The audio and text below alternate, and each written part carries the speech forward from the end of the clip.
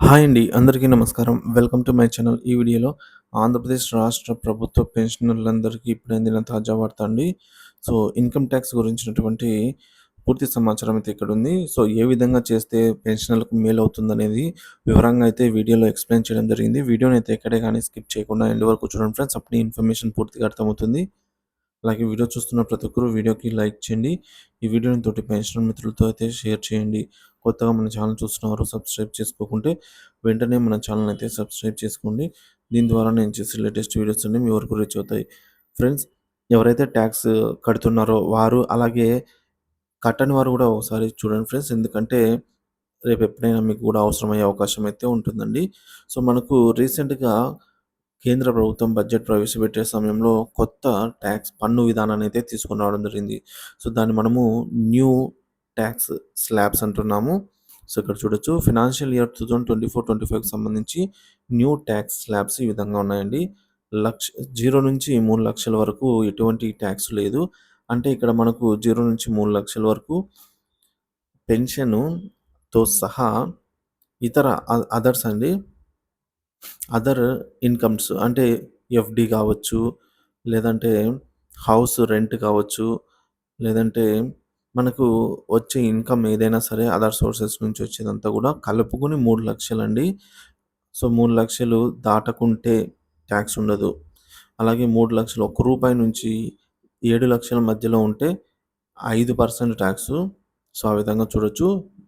7-10,00,000కు 10, 10-12,00,000కు 15, 12-15,00,000కు 20%. So, 15,00,000 దాటితే 30% వరకు ప్రతి రూ. 100కి రూ. 30 అయితే ట్యాక్స్ రూపంలో పడుతుందన్నమాట. సో, నూతన పన్ను విధానంలో స్టాండర్డ్ డిడక్షన్స్ 50,000. సో, 50,000 నుంచి 75,000కు పెంచారన్నమాట. సో, ఓల్డ్ ట్యాక్స్ పన్ను విధానంలో 50,000 స్టాండర్డ్ డిడక్షన్స్ ఎస్‌డి అంటే దీనికి ట్యాక్స్ ఉండదనమాట. సో, దీన్ని 50,000 నుంచి 75,000కు చేశారు. 2024 బడ్జెట్‌లో ఐటీపై ప్రకటించిన దాన్ని, సో, దీన్ని బట్టి సెక్షన్ 87ఏ ప్రకారంగా ఆదాయ పన్ను లెక్కించదగు ఆదాయము రూ. 7,75,000 ఉన్నవారు 25,000 వరకు కూడా రీపీట్ అందుబాటులో అయితే ఉంటుందన్నమాట.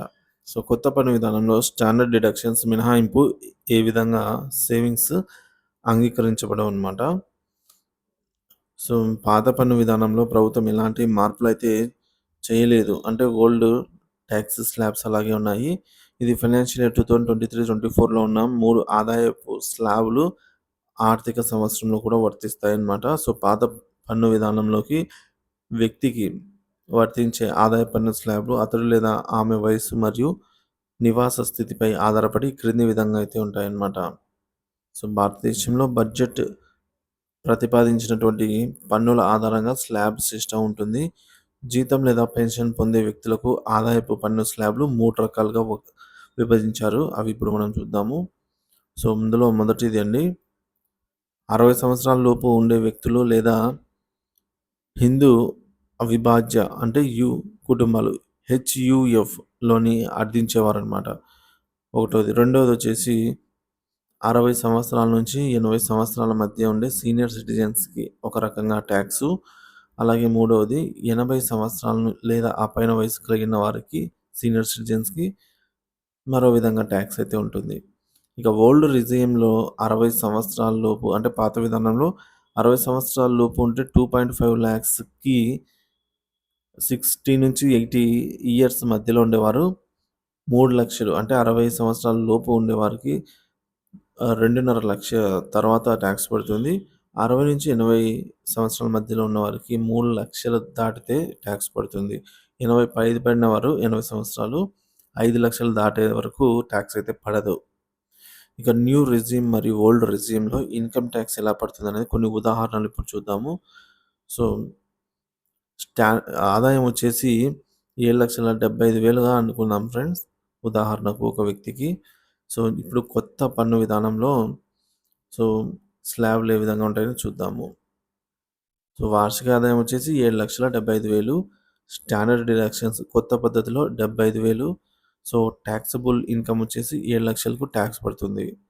సో, అప్ టు ఆహ్, 3 lakhs వరకు ఎటువంటి ట్యాక్స్ లేదు కాబట్టి 0.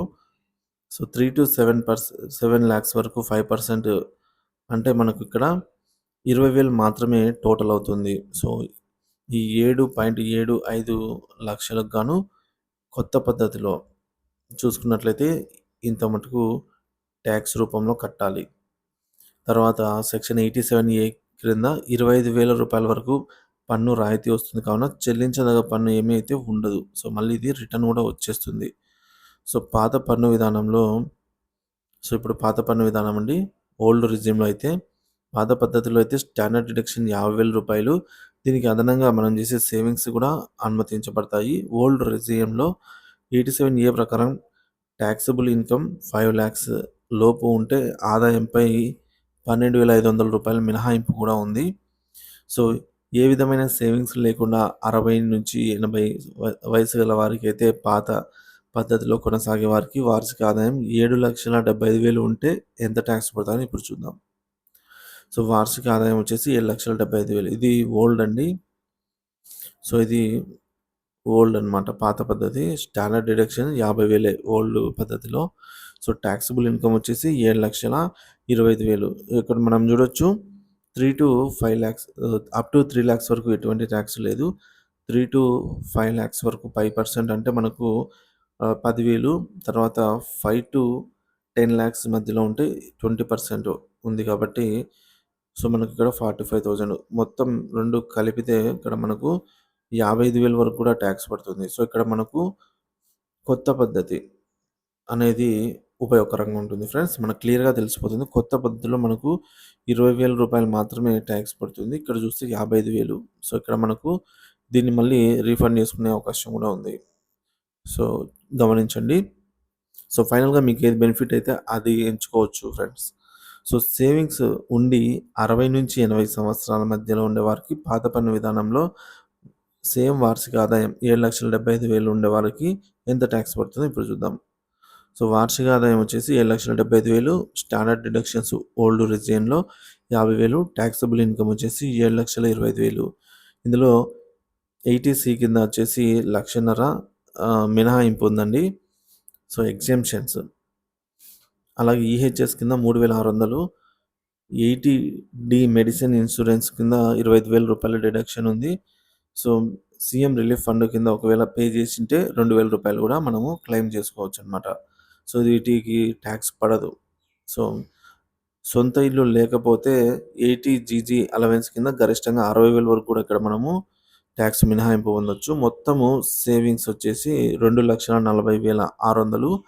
టాక్సబుల్ ఇన్కమ్ వచ్చేసి ఇక్కడ 4,84,500 రూపాయల వరకు అయితే టాక్సబుల్ ఇన్కమ్‌గా ఉంది. సో 60 పైబడిన వారికి 3 లక్షల వరకు అయితే ఎటువంటి ట్యాక్స్ ఉండదు. సో 3-5 lakhs 5% అంటే ఇక్కడ మనకు 9,205 రూపాయలైతే 25 రూపాయలైతే ట్యాక్స్ పడుతుందనమాట. సో ఇది ఎవరికంటే ఏ వయసు వారికంటే 60-80 మధ్యలో ఉండేవారికండి. ఇకపోతే మనము సేమ్ ఇదే ఓల్డ్ రిజియన్‌లో సెక్షన్ 87A కింద టాక్సబుల్ ఇన్కమ్ 5 lakhs లోపు ఉంటే ఆదాయ పన్ను మీద 12,500 రూపాయల వరకు కూడా మినహాయింపు ఉంది. సో మళ్ళీ దాన్ని మనం క్లెయిమ్ చేసుకోవచ్చు. సో ఏ విధమైన సేవింగ్స్ లేకుండా 80 సంవత్సరాలు పైబడిన వారికి సేమ్ వార్షిక ఆదాయంతో ఎంత పడుతుందనే ట్యాక్స్ ఇప్పుడు చూద్దాము. సో ఇక్కడ చూడొచ్చు వార్షిక ఆదాయము 7,75,000. స్టాండర్డ్ డిడక్షన్స్ వచ్చేసి 50,000 పాత పద్ధతిలో. అలాగే టాక్సబుల్ ఇన్కమ్ 7,25,000 రూపాయలు. 80 పైబడిన వారికి సో ఎటువంటి సేవింగ్స్ లేవండి. So direct tax. So up to 5 lakhs వరకు 0% ఏం లేదు. సో 5-10 lakhs ఉంటే ఇక్కడ 45,000 రూపాయలు అయితే 20% ఇన్కమ్ మీద అయితే ట్యాక్స్ పడుతుంది. అంటే 45,000 రూపాయలు. దీనికి సెస్ కూడా అదనంగా అయితే చేర్చబడుతుంది. సో ఈ విధంగా అయితే స్లాబ్‌లు ఉన్నాయి ఫ్రెండ్స్. మీ యొక్క ఇన్కమ్‌ను బట్టి, మీ యొక్క ఆదాయాలను బట్టి, యాన్యువల్ ఇన్కమ్‌ను బట్టి ఏ స్లాబ్ మంచిదనేది మీరే నిర్ణయం తీసుకొని దానికి సంబంధించి ఈ నవంబర్ నెల నుంచి అయితే మీరు మీ ఎస్టీఓని అడిగి ట్యాక్స్ డిడక్షన్ అయితే చేయవచ్చనమాట. సో కావున ఆదాయపు పన్ను స్లాబ్‌లు పాత, కొత్త మదింపులు, ఆదాయపు పన్నులో వివిధ రకాల మినహాయింపులు గురించి మీకు అనుకూలమైన విధానాన్ని అయితే ఎంచుకోవచ్చు. సో, అధిక ఆదాయపు పన్ను చెల్లించవలసిన వారు తమ ఆదాయాన్ని దానిపై ఐటీ ముందుగానే మదింపు చేసుకొని, ఐటీ చట్టం ప్రకారంగా ఏప్రిల్ నుంచి ఐటీ మినహాయింపు చేసుకోవచ్చు. నూతన సంబంధిత ఎస్టీఓ గారిని కోరి ఆదాయపు పన్ను మినహాయింపు చేయించుకోవచ్చు. కేవలం చివరి 4 నెలల్లో ఐటీ మినహాయింపు వల్ల ఆర్థిక ఇబ్బందులు ఉంటాయి. ఈ ఆర్థిక సంవత్సరం ఆదాయపు పన్ను పరిధిలోకి వచ్చే వారందరూ డిఫాల్ట్‌గా న్యూ రీజియన్ పరిధిలోకి అయితే వస్తారు. అయితే ఎవరైనా కొనసాగాలి అనుకుంటే సంబంధిత ఎస్టీఓ వాళ్ళకు ఒక వైట్ పేపర్‌లో మనము ఓల్డ్ రీజియన్ కావాలి, కొనసాగుతామని చెప్పి రిక్వెస్ట్ చేసుకొని లెటర్ అయితే ఇవ్వాలి. సో, అటు వారికి ఈ నెల నుంచి సేవింగ్స్‌లో వివరాలైతే అందజేసేయాల్సి అయితే ఉంటుందండి.